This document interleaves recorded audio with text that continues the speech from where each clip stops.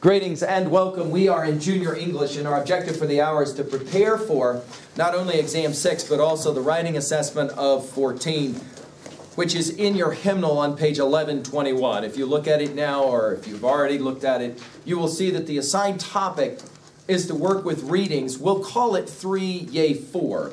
The readings that you are specifically working with for 1121, Steinbeck's classic, Why Soldiers Don't Talk, Randall Jarrell's Death of the Bold Turret Gunner, and then the Vonnegut text as well as the Tim O'Brien text, Ambush. We will look at 2 of those 4 because I've already given a lecture on the Death of the Bold Turret Gunner. We'll be listening first of all to the Steinbeck text, Why Soldiers Don't Talk. Now, of course, you're familiar with Steinbeck predominantly from his work of fiction, right? So, for example, you're familiar with his Of Mice and Men, his classic novel. But Steinbeck was also a great essayist. And here we will be listening to his views on why it is physiologically, / of course, psychosomatic is important for us, psychologically, soldiers return from the theater of war and they have difficulty assimilating. Then we will listen to a short story by Tim O'Brien. Now you will maybe remember last year possibly reading Tim O'Brien's classic story on Rainy River about a young man who has been drafted into the war to Vietnam, and he does what many young men consider. He goes north considering that maybe he will leave into Canada and leave his country. Of course, ultimately, at the end of an excruciating week of having to come to terms with does he do it or does he not do it, he elects to go back home to enter the war in Vietnam, and then, of course, have to live with the fact that he did that. Again, Tim O'Brien is very much about coming to terms with what it means to go off to the theater of war and then return and have to kind of come to terms with what that means. You'll be writing on why that is so difficult. I want you in the literature to be doing research, which is why there's the required external validation of at least 5 pieces of external validation using your MLA style book. I want you to do that because there is so much research out there about the challenges. Post-traumatic stress disorder, of course, is the most obvious. What it means to go off into the battlefield, to the theater of war, and then to return, okay, and the challenges associated with that. We, again, will be listening now to 2 of these texts. The first of these 2 is the text, Why Soldiers Won't Talk, all right? Why Soldiers Won't Talk, John Steinbeck. How does war change people? You are about to read 2 pieces of writing, Why Soldiers Won't Talk, an essay by John Steinbeck, and The Death of the Bold Turret Gunner, a poem by Randall Jarrell. Each of these pieces describes a soldier's experience of war. As you read, consider the similarities and differences between the author's perspectives. During the years between the last war and this one, I was always puzzled by the reticence of ex-soldiers about their experiences in battle. If they had been reticent men, it would have been different, but some of them were talkers, and some were even boasters. They would discuss their experiences right up to the time of battle, and then suddenly they wouldn't talk anymore. This was considered heroic in them. It was thought that what they had seen or done was so horrible that they didn't want to bring it back to haunt them or their listeners. But many of these men had no such consideration in any other field. Only recently have I found what seems to be a reasonable explanation, and the answer is simple. They did not and do not remember. And the worse the battle was, the less they remember. In all kinds of combat, the whole body is battered by emotion.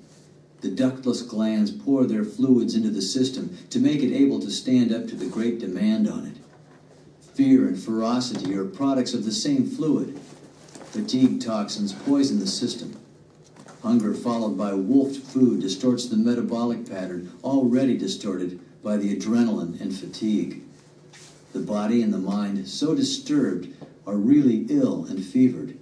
But in addition to these ills, which come from the inside of a man and are given him so that he can temporarily withstand pressures beyond his ordinary ability, there is the further stress of explosion. Under extended bombardment or bombing, the nerve ends are literally beaten. The eardrums are tortured by blast, and the eyes ache from the constant hammering. This is how you feel after a few days of constant firing. Your skin feels thick and insensitive. There is a salty taste in your mouth. A hard, painful knot is in your stomach where the food is undigested. Your eyes do not pick up much detail, and the sharp outlines of objects are slightly blurred. Everything looks a little unreal. When you walk, your feet hardly seem to touch the ground, and there is a floaty feeling all over your body. Even the time sense seems to be changed. Men who are really moving at a normal pace seem to take forever to pass a given point. And when you move, it seems to you that you are very much slowed down, although actually you are probably moving more quickly than you normally do. Under the blast, your eyeballs are so beaten that the earth and the air seem to shudder. At first your ears hurt, but then they become dull, and all your other senses become dull too. There are exceptions, of course. Some men cannot protect themselves this way, and they break, and they are probably the ones we call shell-shock cases. In the dullness, all kinds of emphases change. Even the instinct for self-preservation is dulled, so that a man may do things which are called heroic, when actually his whole fabric of reaction is changed. The whole world becomes unreal. You laugh at things which are not ordinarily funny, and you become enraged at trifles. During this time, a kind man is capable of great cruelties, and a timid man of great bravery. And nearly all men have resistance to stresses beyond their ordinary ability. Then sleep can come without warning and like a drug. Gradually, your whole body seems to be packed in cotton. All the main nerve trunks are deadened, and out of the battered cortex, curious dreamlike thoughts emerge. It is at this time that many men see visions. The eyes fasten on a cloud, and the tired brain makes a face of it, or an angel, or a demon. And out of the hammered brain, strange memories are jolted loose, scenes and words and people forgotten, but stored in the back of the brain. These may not be important things, but they come back with startling clarity into the awareness that is turning away from reality. And these memories are almost visions. And then it is over. You can't hear, but there is a rushing sound in your ears, and you want sleep more than anything. But when you do sleep, you are dream-ridden. Your mind is uneasy and crowded with figures. The anesthesia your body has given you to protect you is beginning to wear off. And as with most anesthesia, it is a little painful. And when you wake up and think back to the things that happened, they are already becoming dreamlike. Then it is not unusual that you are frightened and ill. You try to remember what it was like, and you can't quite manage it. The outlines in your memory are vague. The next day, the memory slips farther until very little is left at all. A woman is said to feel the same way when she tries to remember what childbirth was like, and fever leaves this same kind of vagueness on the mind. Perhaps all experience which is beyond bearing is that way. The system provides the shield and then removes the memory, so that a woman can have another child and a man can go into combat again. It slips away so fast. Unless you made notes on the spot, you could not remember how you felt or the way things looked. Men in prolonged battle are not normal men. And when afterward they seem to be reticent, perhaps they don't remember very well.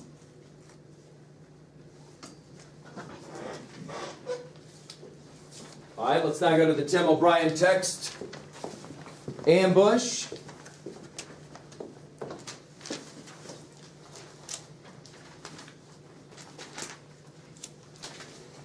Ambush by Tim O'Brien.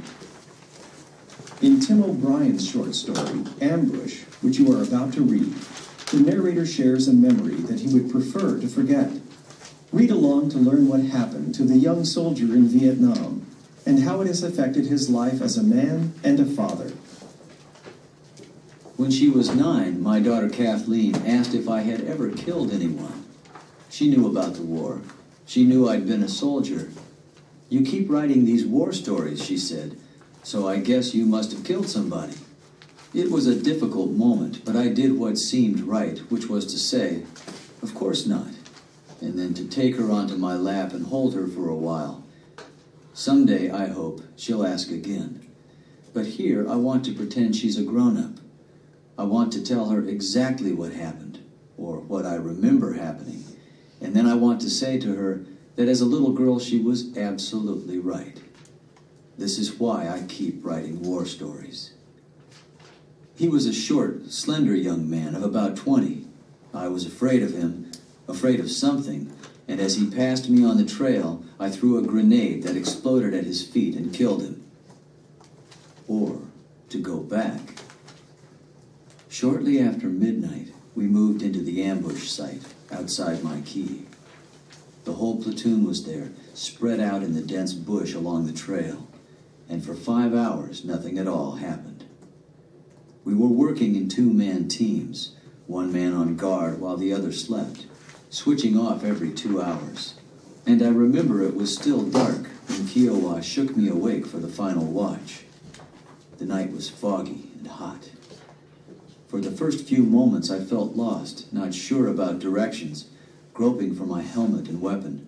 I reached out and found 3 grenades and lined them up in front of me. The pins had already been straightened for quick throwing. And then for maybe half an hour I kneeled there and waited. Very gradually, in tiny slivers, dawn began to break through the fog, and from my position in the brush I could see 10 or 15 meters up the trail. The mosquitoes were fierce.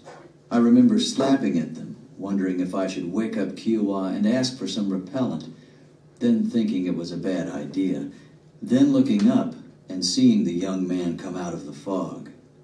He wore black clothing and rubber sandals and a gray ammunition belt.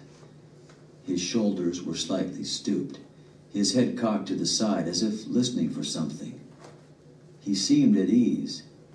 He carried his weapon in one hand, muzzle down, moving without any hurry up the center of the trail.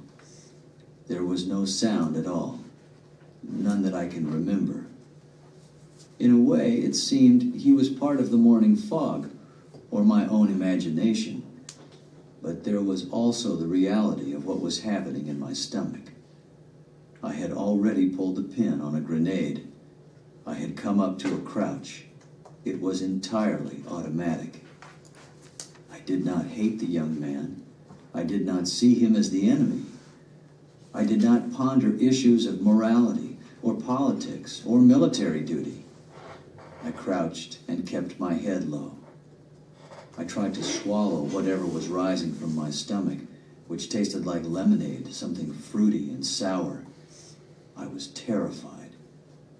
There were no thoughts about killing. The grenade was to make him go away, just evaporate. And I leaned back and felt my mind go empty, and then felt it fill up again. I had already thrown the grenade before telling myself to throw it. The brush was thick, and I had to lob it high, not aiming, and I remember the grenade seeming to freeze above me for an instant, as if a camera had clicked, and I remember ducking down and holding my breath, and seeing little wisps of fog rise from the earth. The grenade bounced once and rolled across the trail. I did not hear it, but there must have been a sound, because the young man dropped his weapon and began to run. Just 2 or 3 quick steps, then he hesitated, swiveling to his right, and he glanced down at the grenade and tried to cover his head, but never did. It occurred to me then that he was about to die. I wanted to warn him. The grenade made a popping noise, not soft, but not loud either. Not what I'd expected. And there was a puff of dust and smoke, a small white puff. And the young man seemed to jerk upward as if pulled by invisible wires. He fell on his back. His rubber sandals had been blown off. There was no wind. He lay at the center of the trail, his right leg bent beneath him, his one eye shut, his other eye a huge star-shaped hole. It was not a matter of live or die. There was no real peril. Almost certainly the young man would have passed by, and it will always be that way. Later, I remember, Kiowa tried to tell me that the man would have died anyway. He told me that it was a good kill, that I was a soldier and this was a war, that I should shape up and stop staring and ask myself what the dead man would have done if things were reversed. None of it mattered. The words seemed far too complicated. All I could do was gape at the fact of the young man's body. Even now I haven't finished sorting it out. Sometimes I forgive myself, other times I don't. In the ordinary hours of life, I try not to dwell on it, but now and then, when I'm reading a newspaper or just sitting alone in a room, I'll look up and see the young man coming out of the morning fog.